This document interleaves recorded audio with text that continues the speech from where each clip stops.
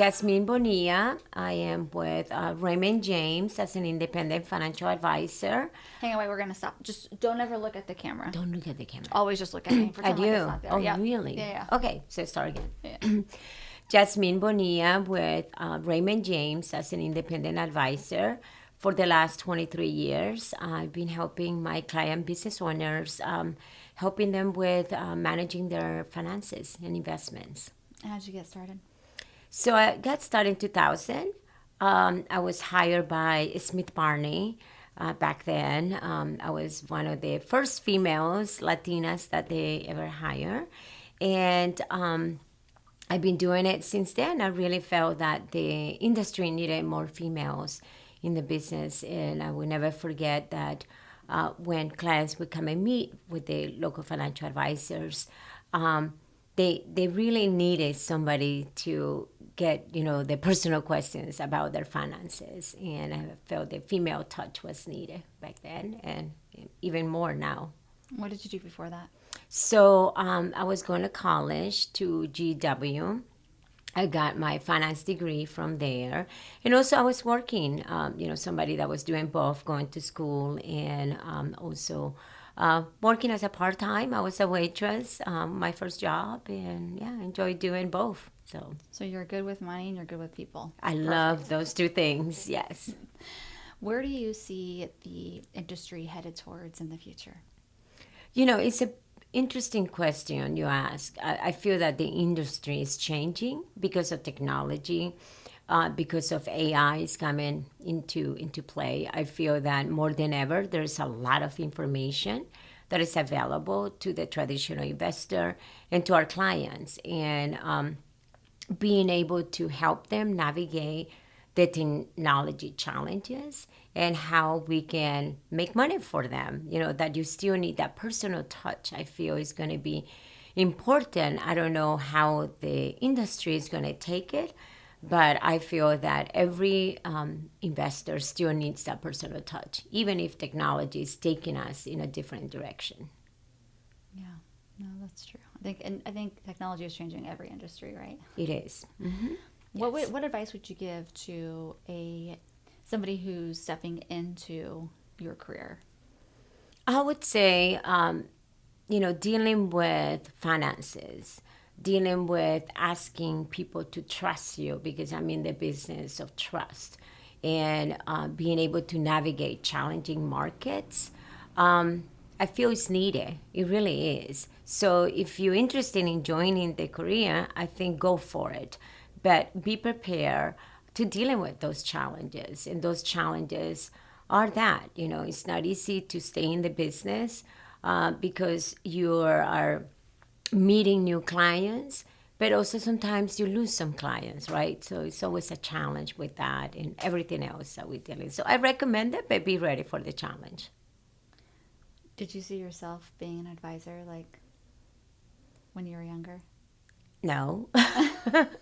No, but I enjoy it. I enjoy helping people. And you first said it, you like, dealing with people, and you like finances and all that. And I think I'm doing what I really was meant to do, and that is building trust, helping people reach, a financial successful retirement, and at a personal level, because everybody's financial situation is very personal to them and it's very unique. What's your process when somebody comes to you? Walk me through start to Yeah. finish. So obviously, first get to know your client. For me to be able to ever provide any advice to you, I really need to know what is important to you. What are your goals? What is your risk tolerance, right? How much can you handle in the markets? What is your time, that you have, your time horizons that I can grow that money and protect it for you. So get to know the client, develop a process and an investment strategy, then meet with that client quarterly to provide updates to see if we are keeping track on where we need to be and where we need to go. And then it's a constant, touch base with the client, keep them informed, and review their investments and have a good strategy with that. And make sure your clients understand why they're paying you. I think is big, and what is the value proposition that you're bringing to your clients is a must. What is your value proposition that you feel like you're bringing to the table? Yeah, a lot of people would say is how much money can just me make for me, but I don't think it's that. It really is that connection that the client has with the financial advisor, the trust that that financial advisor have earned with that client, and making money. They pay me to do that. And I would do that. I have done that for all my clients. I've made a lot of money for them. But it's not just that. It's being able to have the trust, to have the performance, and really getting my clients to understand why they have me, why they're keeping me around to help them. And it's a win-win once that is accomplished. And I think I've done that over the last 23 years. Do you feel like there's a client that comes to mind or a story that comes to mind where it just surprised you, whether it's a results driven story or just something that you're like, hey guys, watch out for this because. Yeah. I would say one of the things that I probably still exist in the business is because I was able to really find a unique investment proposition for my clients back in 2000 and in 2001. And that was investing in Apple stock. I didn't know what the stock was about. I thought it was a fruit, a company that does groceries. And it wasn't back then, right? I got to learn that it was being traded by institutional accounts, and I wanted to invest that for my clients. So it was asking the right questions at the right time, finding that investment opportunities for my clients, and be able to take that risk with them and explain them that risk. And 23 years later, I've done extremely well just because of one decision and many, many others that we did. So That's nice. yes. An apple is not just a fruit, right? No, it's not just a fruit. And they opened their first store in Tyson's Corner.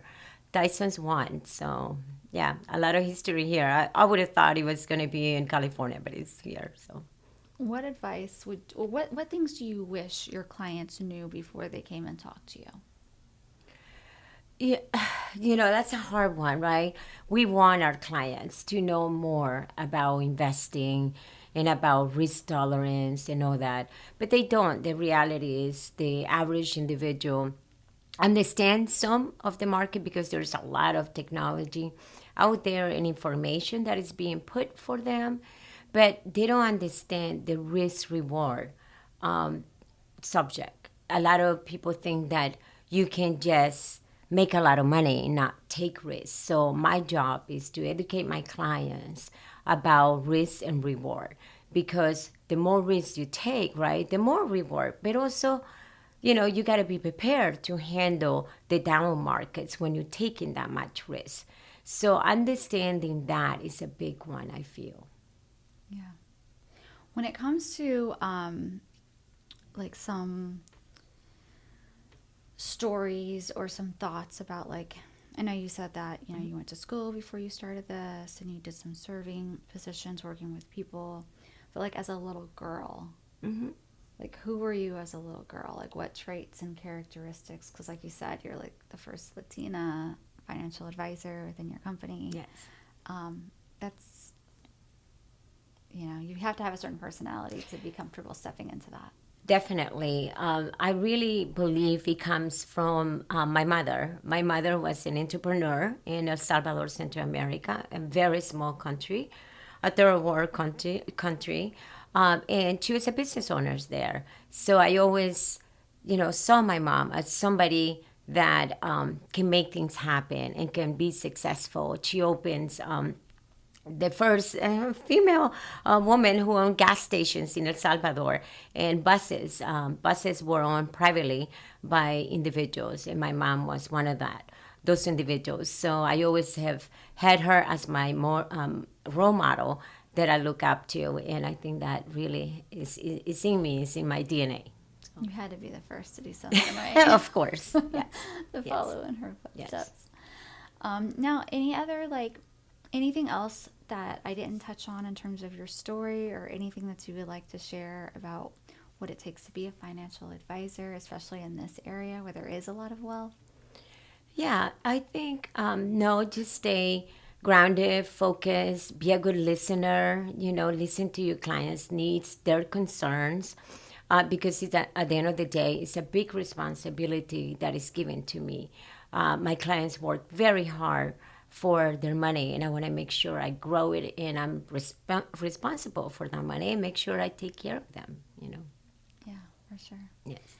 Now, in terms of just like parting words of wisdom, what I call it, do you find yourself saying something again and again through your life, or something that you live your life by?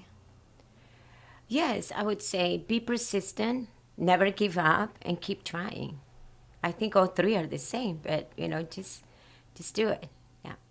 I love it. Thank you so much for being on the podcast. It was wonderful meeting Thank you. you, and it's nice to have female and Latina representation in the financial industry. Thank you. Muchas gracias. De nada.